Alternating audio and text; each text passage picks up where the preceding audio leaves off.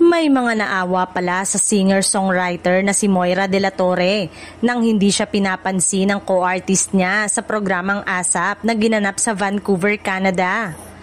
Matagal nang wala si Moira sa ASAP pero dahil nirequest siya ng mga kababayan nating Pinoy sa nasabing bansa ay kaya naka-join siya. Kwento ni OG Diaz sa Showbiz Update Vlog ni Mama Loy. Merong nagchika sa atin na kasama roon si Moira at bilang bahagi siya ng ASAP Vancouver sa during rehearsal. During the night mismo ng show ay parang walang masyadong pumapansin kay Moira, lalo na yung mga alaga ng Cornerstone. Tila mabigat pa rin ang loob nila kay Moira kasi nga 'di ba nagkaroon ng issue dati na pinakawalan si Moira ng Cornerstone matapos na merong di umano'y sinusulot ni Moira yung isang road manager ng Cornerstone sa kanya na raw sumama tapos ang dami pang demand ni Moira sa Cornerstone. Tapos may mga hanash pa si Moira na bakit si ganitong artist ay may ganito o ganyan.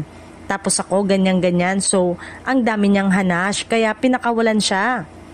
Kaya karamihan ng singer, hindi na tayo magbabanggit pa kung sino nakasama roon sa Vancouver na karamihan ay alaga ng Cornerstone.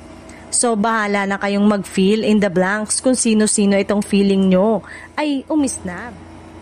Hindi nakipag-usap, deadma dito kay Moira, kaya nga raw si Moira ay nagpalipat ng hotel. Hirit ni Mama Loy. Pero nay, 'di ba, ang chika ay hindi lang naman Cornerstone pati ibang taga-ASAP artist na hindi okay sa kanya. Nay, may tanong ako. Gayong marami naman palang may ayaw kay Moira. Bakit sinama pa si Moira?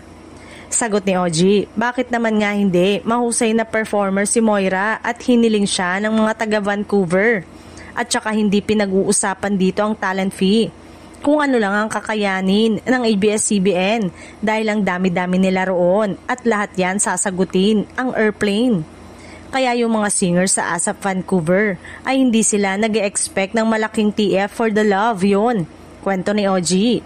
Pinayuhan din niya si Moira na kung sino man yung hindi niya kabatian o kasamaan niya ng loob ay baka pwede niyang lapitan isa-isa para magkaayos na.